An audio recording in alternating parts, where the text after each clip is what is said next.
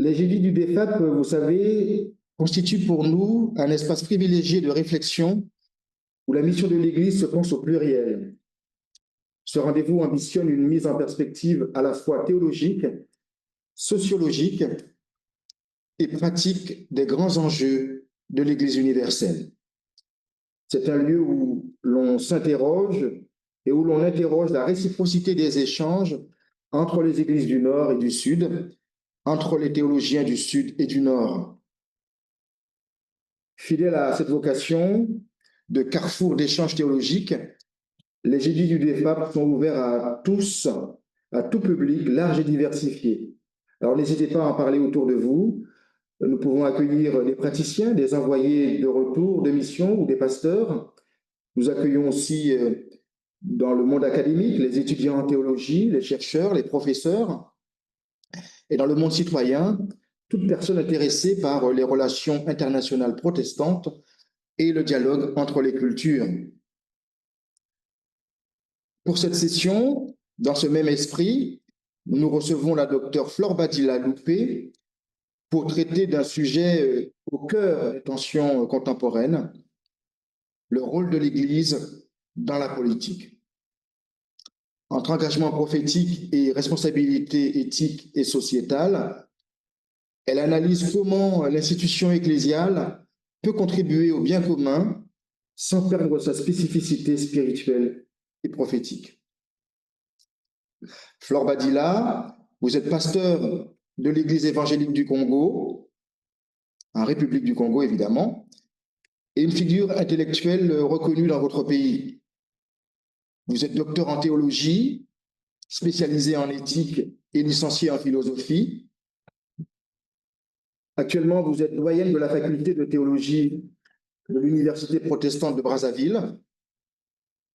Et côté engagement, vous êtes la secrétaire générale du Cercle des théologiens en République du Congo et membre du conseil synodal de l'Église évangélique du Congo. Je vous remercie d'être là et je remercie tous ceux qui sont présents à nos côtés ce soir. Merci à tous d'être là. Docteur Flore, vous aurez la parole pendant 40 minutes environ. Ensuite, nous ouvrirons le temps du débat et de l'échange pendant 40 minutes aussi environ pour conclure les minutes restantes. À vous la parole. Allez-y, Flore. Merci. Merci, Pasteur Jean-Pierre, de m'avoir passé la parole. Bonsoir, chers collègues. Grande est ma joie de me tenir devant vous pour essayer d'apporter ma contribution dans la science au sujet de la thématique ainsi libellée, le rôle de l'Église dans la politique, autrement dit, le rôle de l'Église évangélique du Congo dans la politique. Sans plus tarder, nous allons passer à notre conférence, à notre argumentaire. En guise d'introduction, nous nous rappelons que depuis l'émergence du christianisme, le rôle de l'Église dans la politique constitue une problématique récurrente à l'évidence contraignante, car la question a suscité de nombreuses équivocités au sein de certaines sensibilités intellectuelles ou au sein des penseurs. De par sa mission prophétique, celle d'annoncer l'Évangile, de dénoncer les injustices sociales, de défendre le respect, le droit de l'humain, d'affirmer la dignité de la personne humaine, d'œuvrer pour la justice sociale et la sauvegarde de la création, l'Église s'implique dans la politique d'une manière ou d'une autre.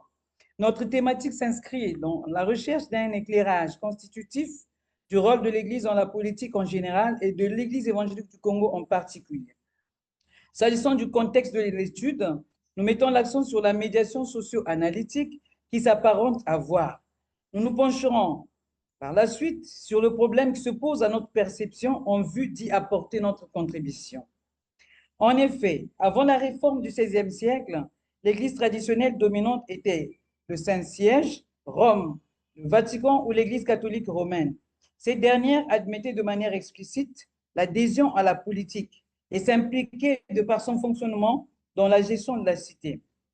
Avec la réforme, les jalons de l'attitude que doit avoir un prédicateur ou même toute l'Église vis-à-vis de la gestion de la cité furent posés. Zwingli considère la vie chrétienne dans le contexte de la société et pas seulement dans celui de la vie privée. C'est une vie comme celle de Christ qui s'est donnée jusqu'à la mort pour nous. Ainsi, depuis la toute petite enfance, le jeune homme devrait s'exercer uniquement à la justice, à la fidélité et à la constance, car avec de telles vertus, il peut servir la communauté chrétienne, le bien commun, l'État et les individus. Zwingli, auteur des idées citées, expose ici une vue théocratique de la société, selon laquelle l'Église et la cité sont deux entités complémentaires, voire inséparables. Pour le réformateur, le magistrat et le clergé ou pasteur sont égaux. Ils militent pour la République chrétienne. Pour lui, en effet, justice humaine et justice divine doivent constamment demeurer en relation pour se limiter et s'interpeller réciproquement. Fin de citation.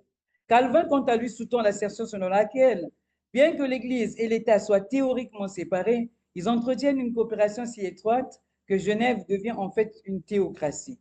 Le fait que l'Église et l'État servent tous deux le pouvoir royal du Christ a une importance fondamentale. Ils sont mutuellement impliqués à cause de ce service commun. Pour ce faire, la problématique se dégage de cette thématique est celle de savoir quelle est l'attitude de l'Église évangélique du Congo issue de la réforme du XVIe siècle ou du protestantisme face à la politique. Autrement dit, quelle éthique politique pour l'Église en général et l'Église évangélique du Congo en particulier qui se veut prophétique et fidèle à son identité protestante et évangélique. De cette question de recherche découlent quelques questions subsidiaires, à savoir par quel mécanisme l'EEC doit-elle s'engager dans la sphère politique? Comment l'Église évangélique du Congo peut-elle être conforme à l'éthique face à la politique? En tant qu'institution divine, susceptible d'enseigner l'éthique chrétienne en milieu politique, peut-elle faire mieux pour jouer son rôle prophétique? Cette question principale nous permet de vérifier l'hypothèse selon laquelle l'Église évangélique du Congo accepte de prendre part à la gestion de la cité par le biais de ses serviteurs, renforce la sensibilisation et la redynamisation de ses ouailles, ses fidèles, au sujet de leur rôle à jouer dans la politique. Outre l'hypothèse, nous avons l'objectif principal ou global, qui est celui d'aider l'Église en général et l'Église évangélique du Congo issue de la réforme en particulier, à bien appréhender son rôle à jouer dans la politique. Hormis l'objectif général, nous notons les objectifs spécifiques, à savoir analyser les conceptions de la notion de la politique dans l'expérience interne de l'Église évangélique du Congo, examiner les différentes solutions apportées par l'Église au sujet de son rôle à jouer dans la politique et proposer une approche contextuelle qui non seulement se distingue de l'implication de l'Église dans la gestion de la cité, mais aussi de sa mission prophétique. Comme toute recherche repose sur les méthodes scientifiques, notre démarche se déroulera essentiellement suivant la méthode de la théologie de la libération qui s'appuie sur le triptyque voir, juger et agir.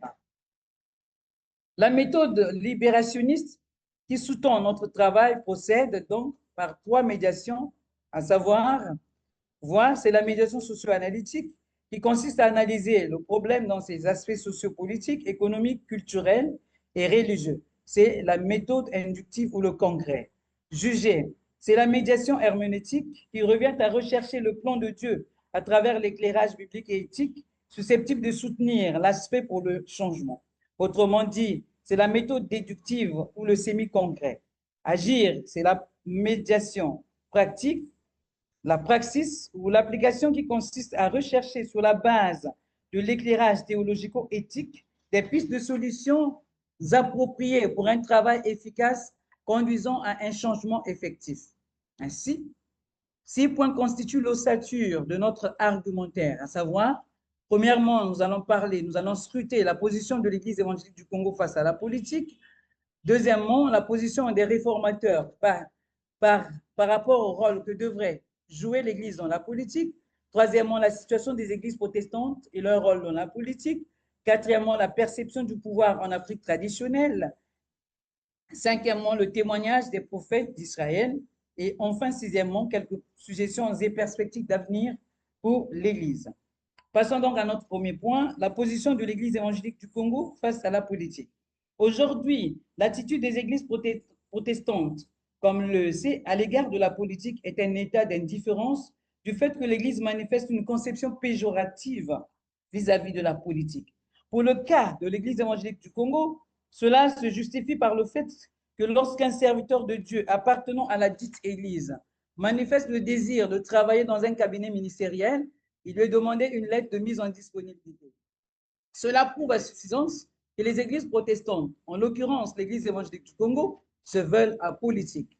Cela dit, l'EEC n'accepte guère l'implication de ses serviteurs dans la politique. Or, l'Évangile ne se limite pas à une sphère privée, mais s'incorpore dans le cadre de la restauration de tout l'homme ou de l'homme dans son être même. Par conséquent, la différence établie par les réformateurs par rapport à l'Église catholique est le fait qu'ils font prévaloir l'humanisme chrétien, la libération de l'homme, la liberté de conscience, la justice sociale et le respect d'autrui ou de l'autre. Nous pensons, quant à nous, que si l'EEC ne s'ouvre pas entièrement à la politique, c'est parce qu'elle n'a pas encore bien appréhendé sa mission prophétique.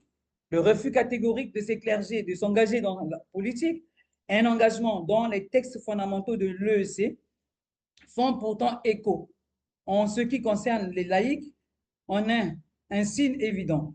À l'article 64 des dits textes, il est explicitement mentionné que, je cite, « Fondé sous sa foi en Dieu le Père, Dieu le Fils et Dieu le Saint-Esprit, selon les Saintes Écritures, tout chrétien est libre de ses opinions politiques. » Dans cette même optique, l'article 65 déclare en renchérissant la position de l'Église, je cite, « En conformité à sa mission de celle de la terre et lumière du monde, et pour maintenir l'équilibre sociologique, tout membre de l'Église évangélique du Congo est appelé à combattre les injustices sociales, l'exploitation irresponsable et dégradante de la nature.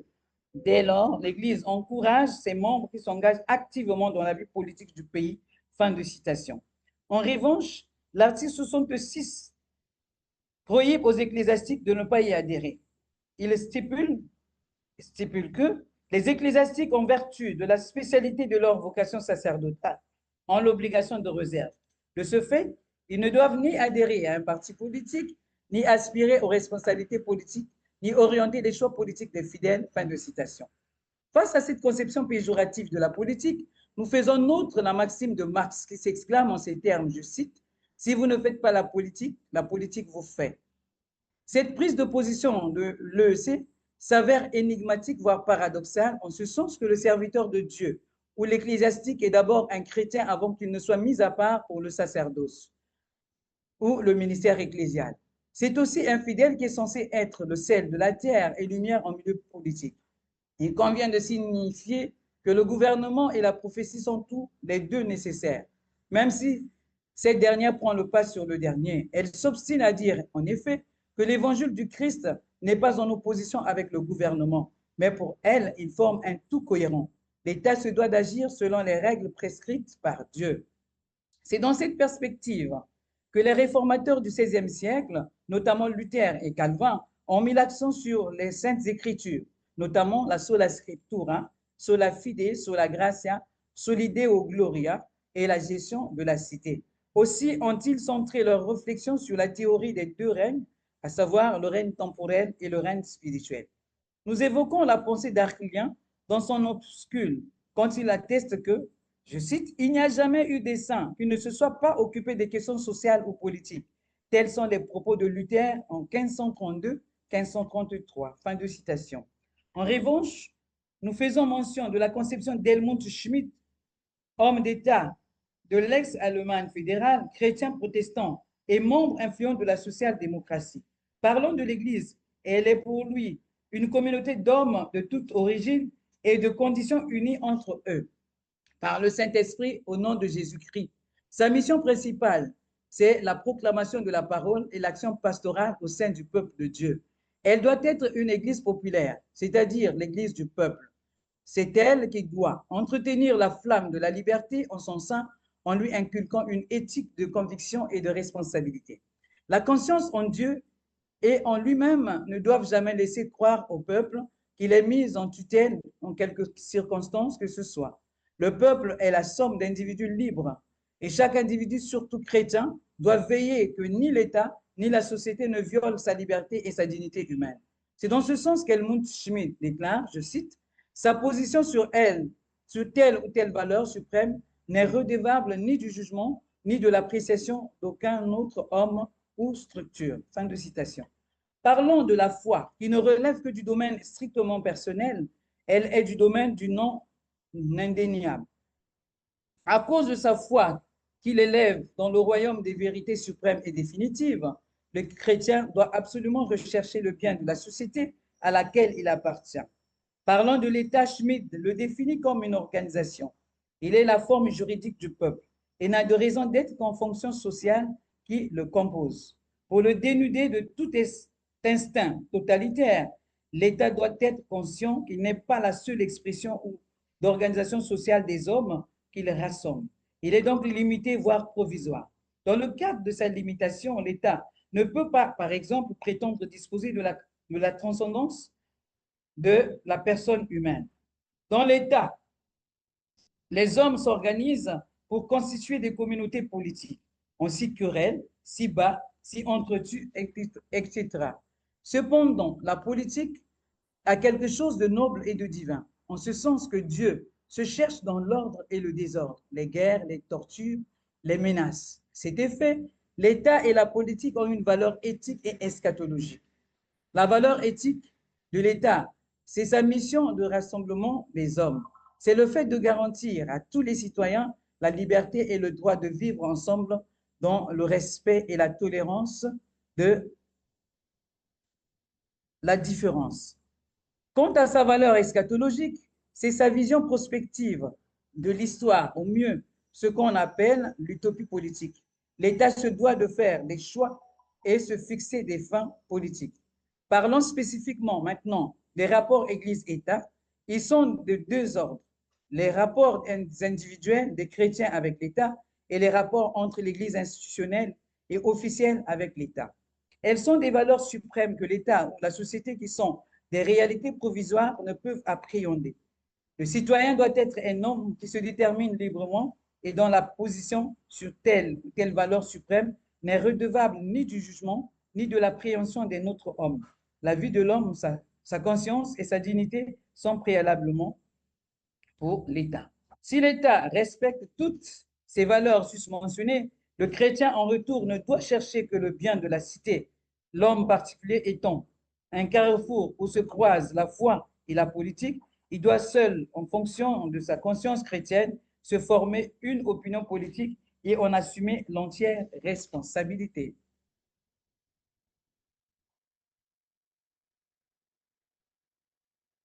On assume l'entière responsabilité. Ce problème de formation personnelle du chrétien et de son opinion politique nous amène aussi à dire quelque chose sur le pasteur, le peuple et la politique. En effet, le pasteur ou l'ecclésiastique peut, à titre personnel et comme citoyen, s'engager en politique. La chaire, dans ce cas, ne doit pas, en aucune façon, lui servir d'espace de prise de position politique ou de tribune. Outre la mise en disponibilité que doit demander un pasteur avant de s'engager en politique, il doit aussi se démettre de l'autorité que lui confère sa fonction et renoncer à sa tenue ecclésiastique. En ce qui concerne maintenant l'Église institution ou officielle, elle ne doit pas se mêler de la politique ni favoriser l'éclosion des théologiens politiques. C'est dire qu'elle monte timide, recuse, voire refute l'idée d'une politique, comme nous l'évoquons avec Karl Barth. La raison fondamentale du retrait de l'Église de l'arène politique pour Schmitt, c'est que l'Église elle-même est ignorante de la volonté de Dieu sur le déroulement de l'histoire. Histoire et politique allant de pair, elle est donc ignorante de l'évolution de l'histoire. C'est dans ce sens qu'il affirme. Une Église dont l'action tournerait trop à la politisation mettrait en péril sa propre autorité, comme la solidité de la foi et sa transmission aux générations futures. Il y a aussi le danger d'une prédication politique partisane. En revanche, l'Église vit dans un espace géographique et historique dont elle ne peut se défaire. Outre ceci, elle est, comme nous l'avons vu plus haut, une Église du peuple.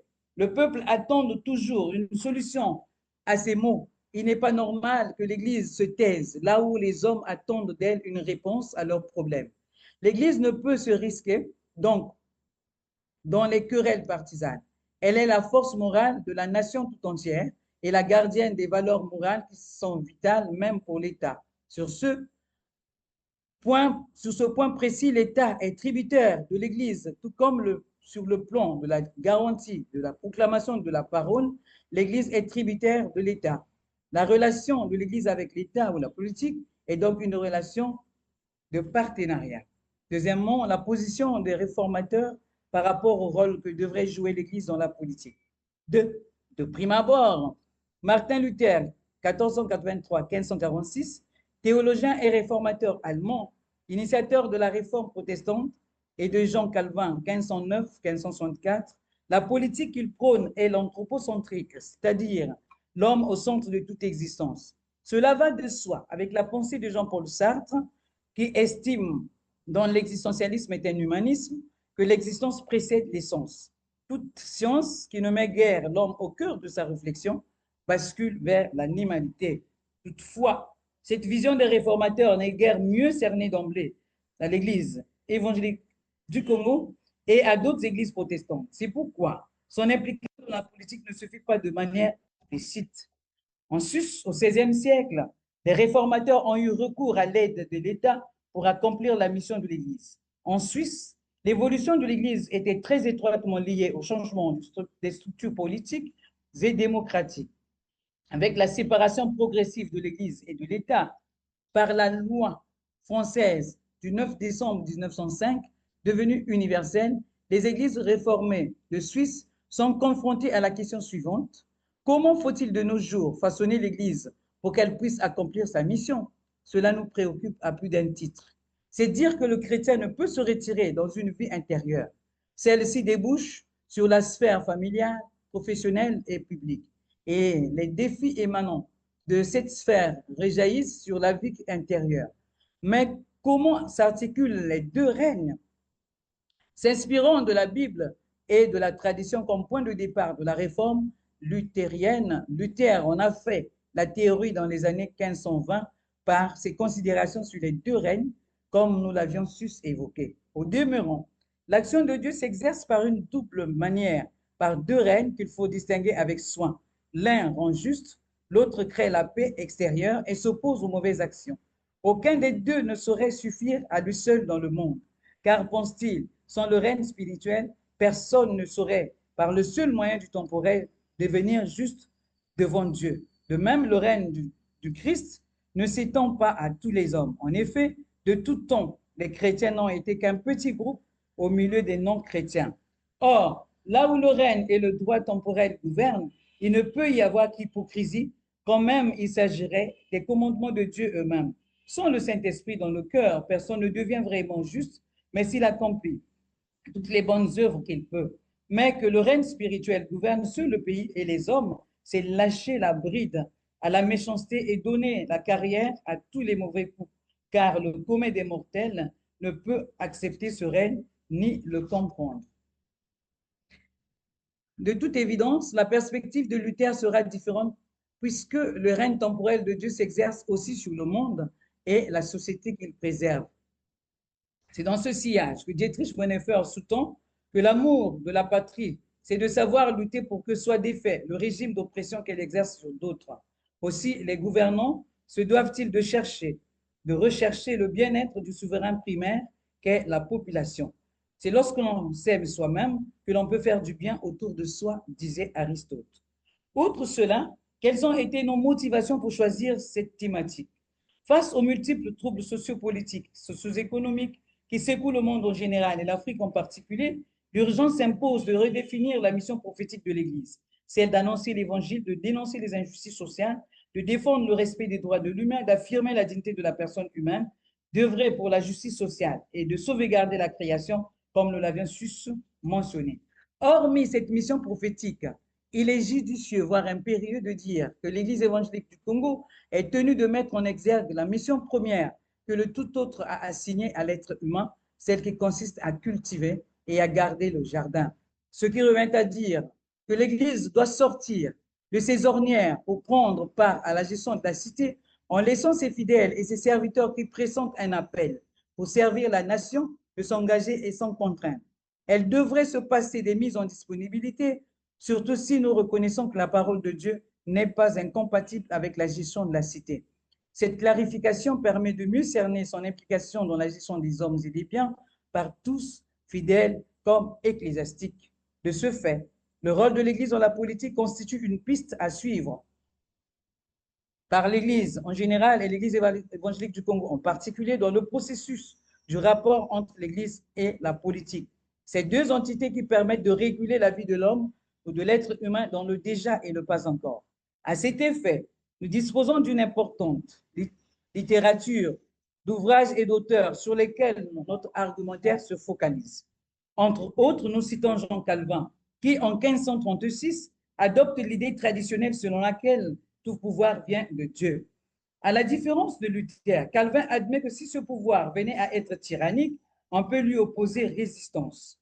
Mais alors, une résistance purement passive.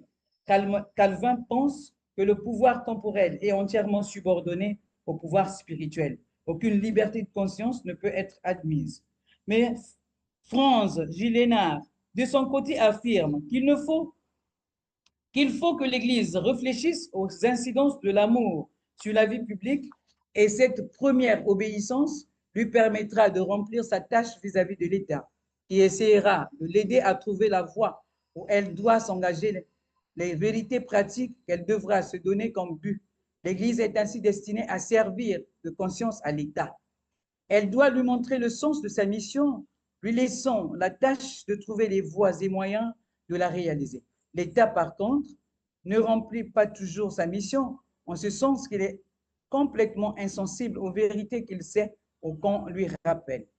Pour renchérir notre propos, nous pouvons aussi citer André Trocmé, qui, dans son ouvrage intitulé Jésus-Christ et la révolution non violente, fait ressortir le syncrétisme que nous notons dans les évangiles, du fait qu'il déclare que dans les évangiles, on sort quelques paroles de Jésus de leur contexte.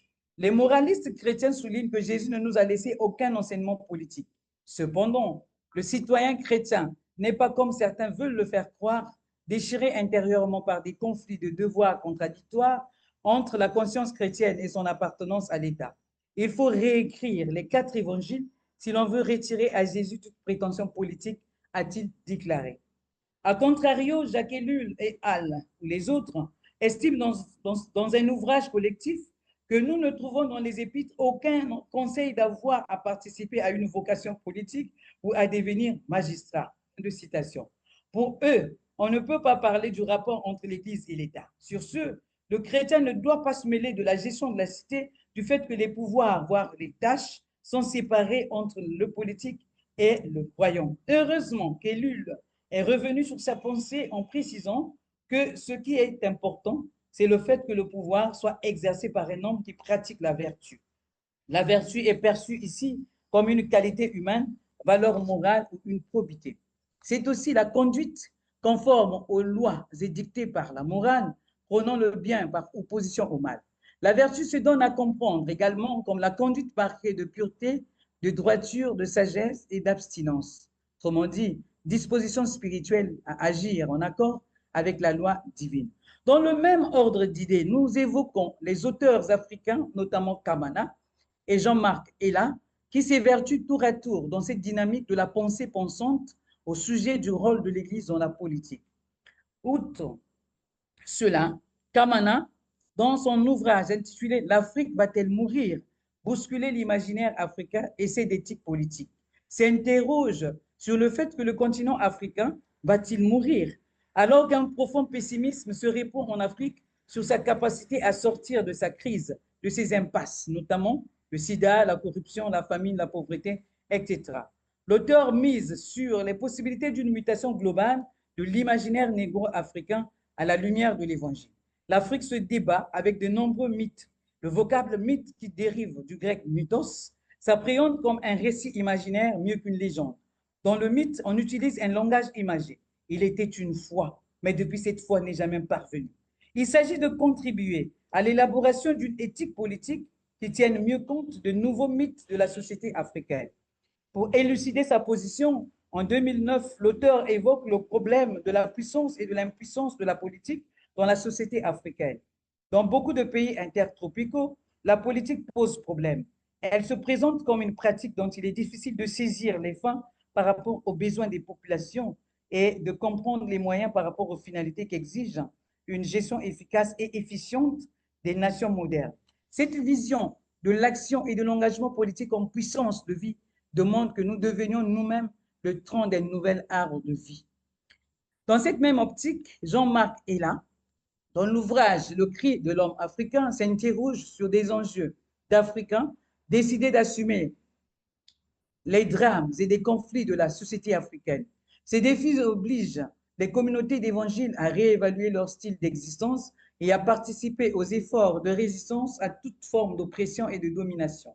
Les églises d'Afrique, autant qu'elles sont enracinées en terre africaine, peuvent-elles lire authentiquement la Bible et annoncer hardiment Jésus-Christ sans se laisser questionner par le cri de l'homme africain et lui rendre la puissance de l'espoir? Dans son autre ouvrage intitulé Ma foi d'Africain, paru en 2010, Jean-Marc Ella s'est incorporé à la vie des villages écrasés par le poids des injustices et des frustrations profondes.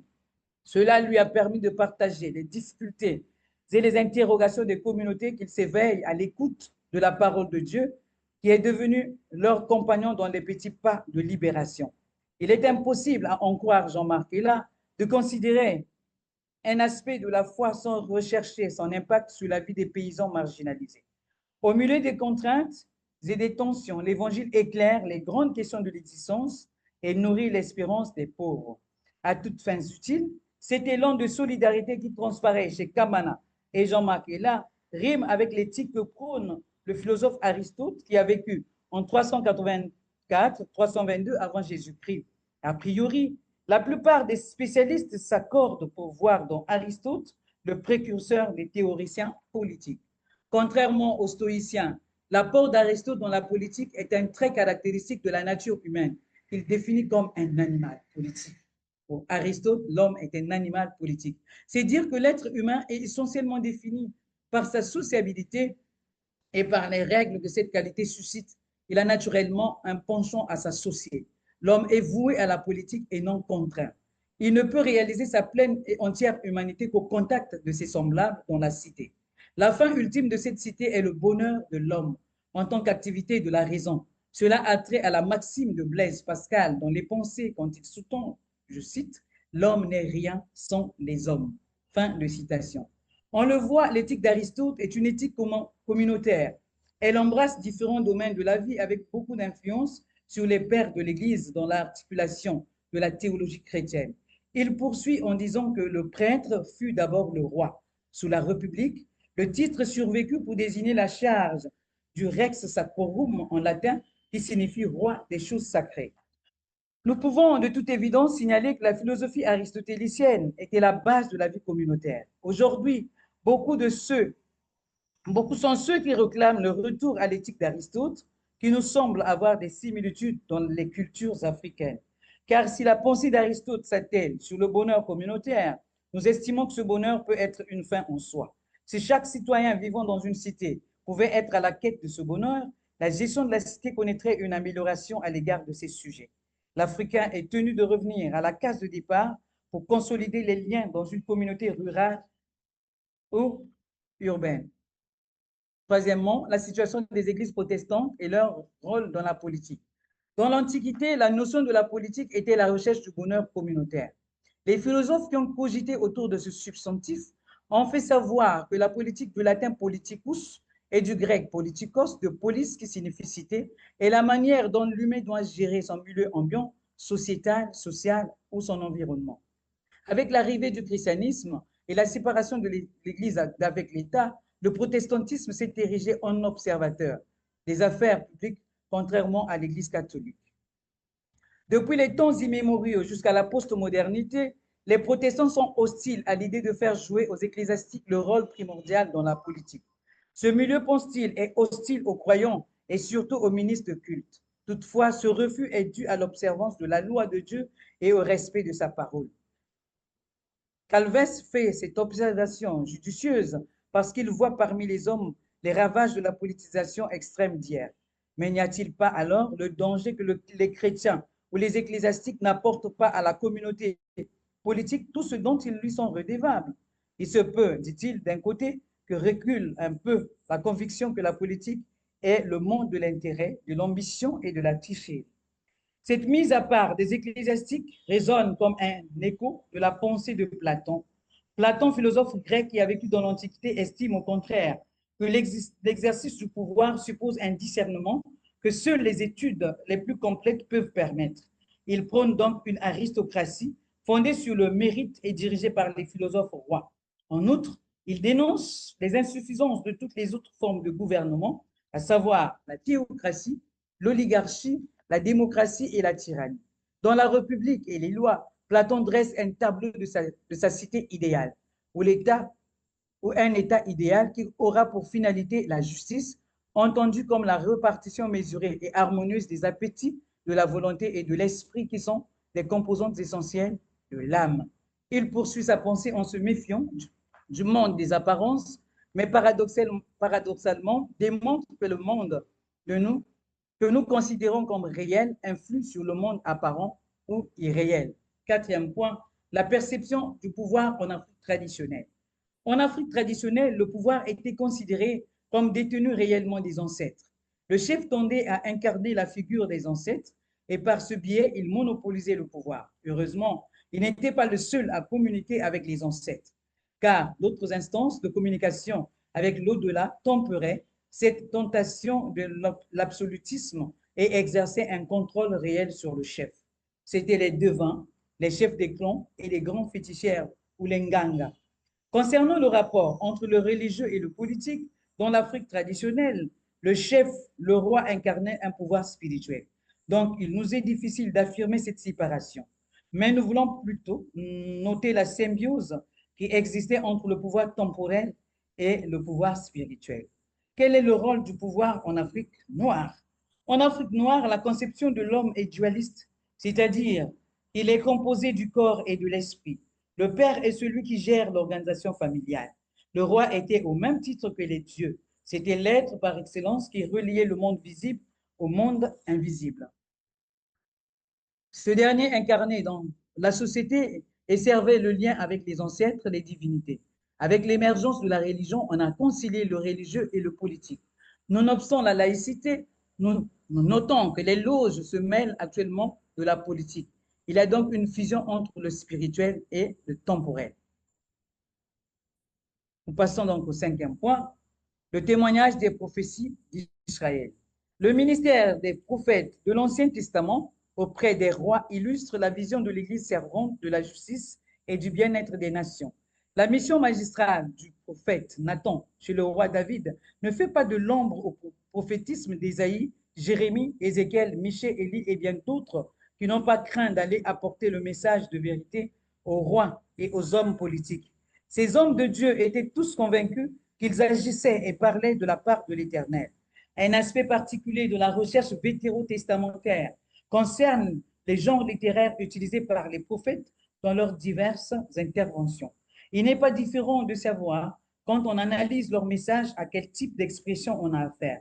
On remarque en effet que les porte-paroles de Yahvé usent de formules empruntées au monde juridique, sapiential et culturel.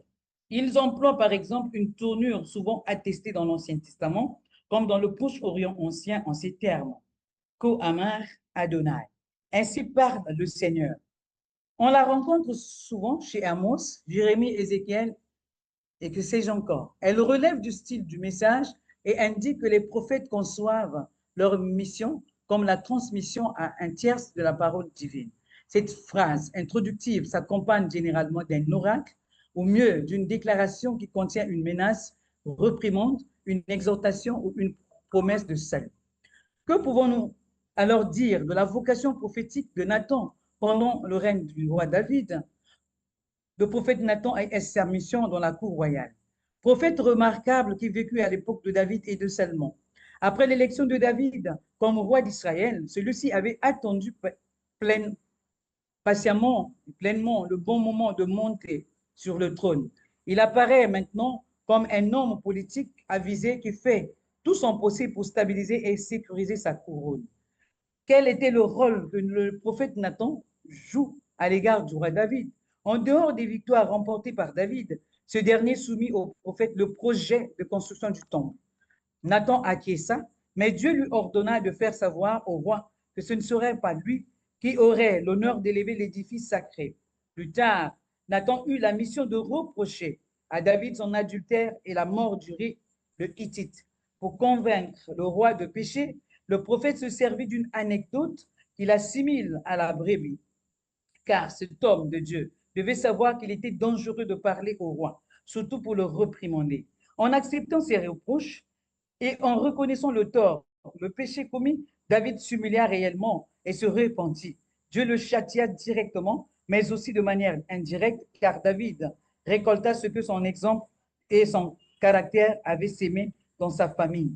Quelle était la mission prophétique d'Élie face à Akab et Jézabel? Outre le prophète Nathan, nous faisons mention également du prophète Élie.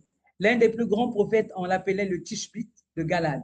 Quand Akab, sous l'influence de Jézabel, son épouse tyrienne, fut devenu un adorateur du Baal de Tyr, Élie apparaît plutôt tout à coup.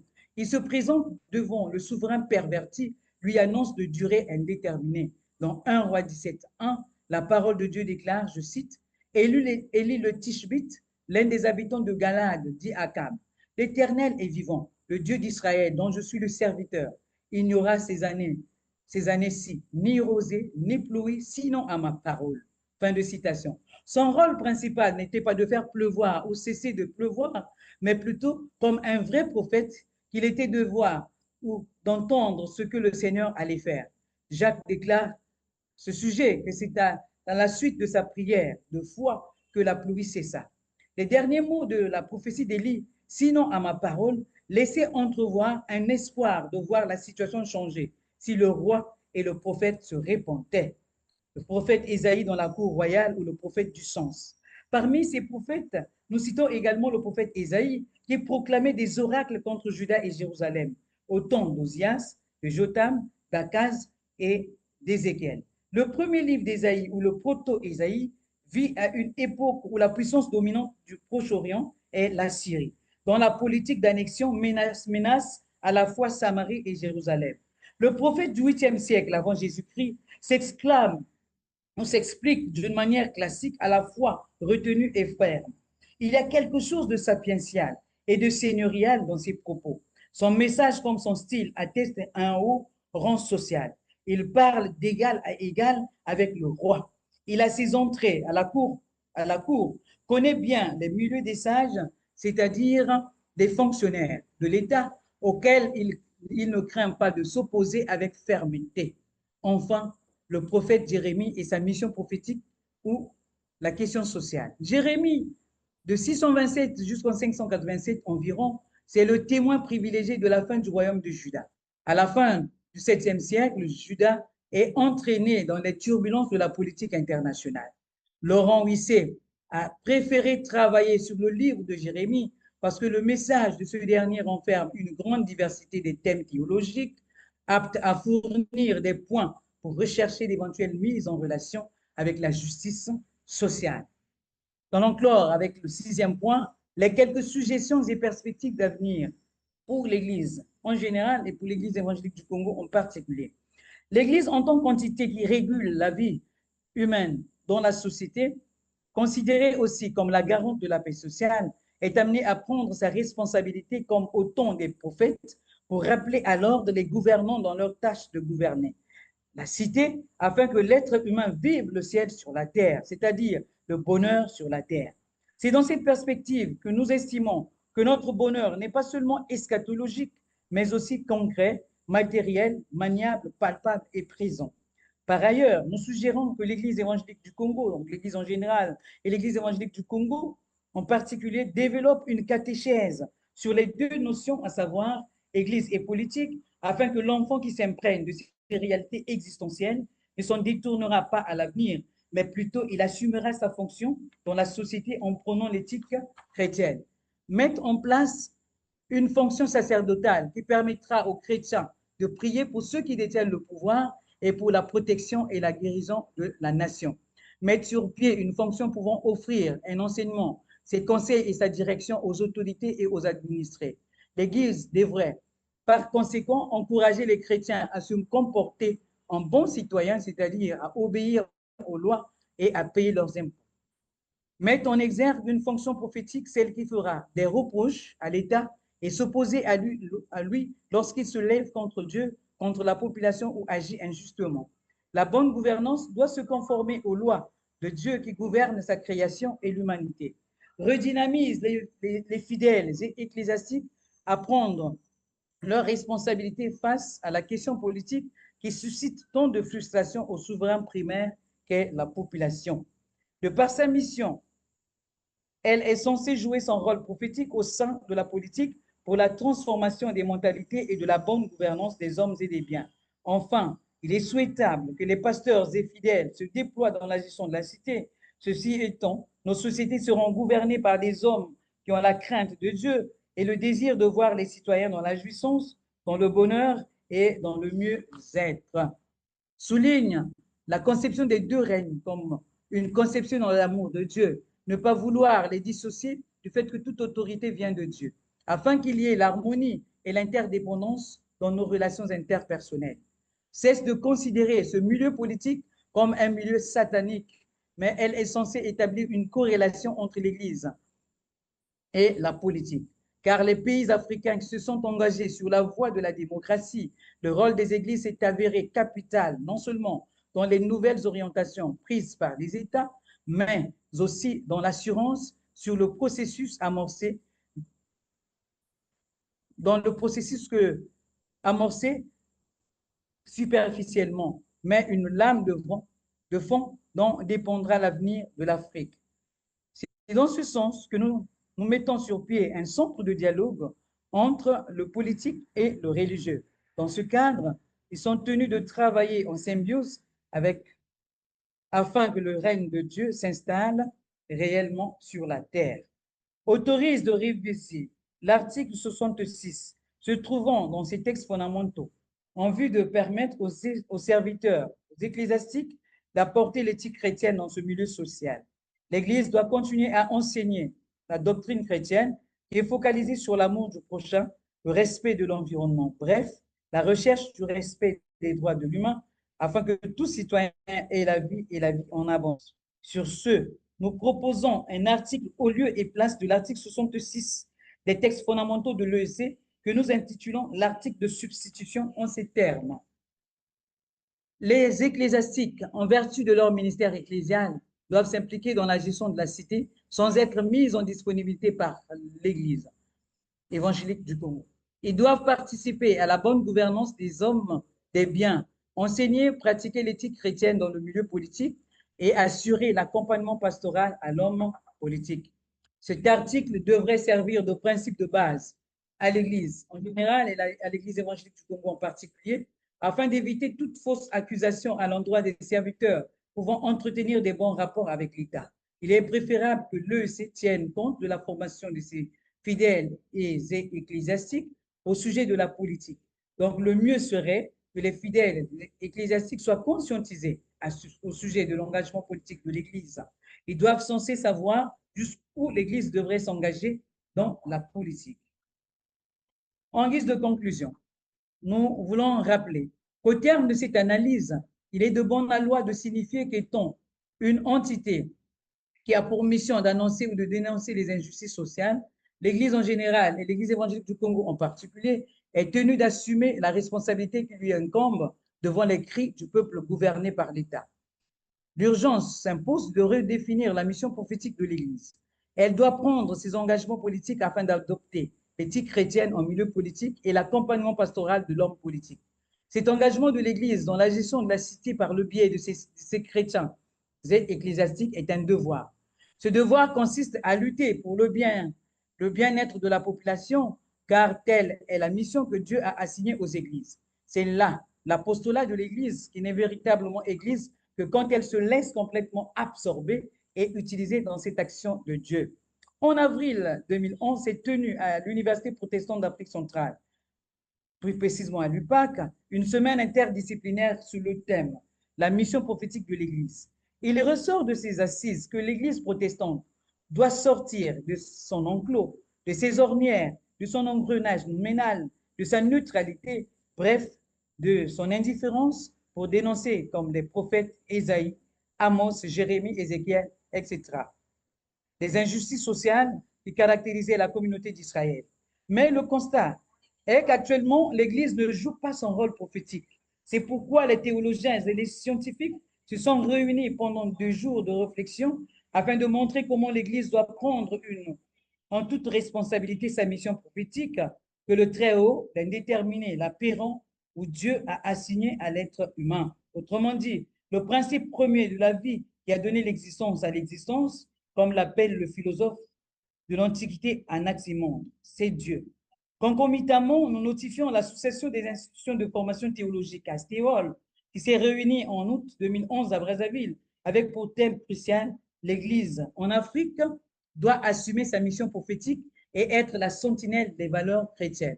En fait, si par la plume et la parole de Luther s'engagea activement dans ces divers domaines, cela tenait à plusieurs facteurs. D'abord, simplement à cause de son autorité grandissante, on le questionne sur tout et pas seulement sur des problèmes théologiques. L'ecclésiastique, le pasteur, voire le théologien, quel qu'il soit, ne doit pas se limiter à l'annonce kérigmatique ou à la proclamation de la parole de Dieu, mais il est tenu de répondre à toutes les questions qui rentrent dans le cadre de la gestion de l'humanité. Il est capable de s'impliquer dans la vie sociale, sociétale, à l'instar des réformateurs Luther et Calvin, afin de faire face à la résolution de certaines situations qui surgissent dans l'organisation sociale. En sus de cela, sur le plan politique, Luther se réclame avant tout de Saint Paul, selon qui toute autorité vient de Dieu.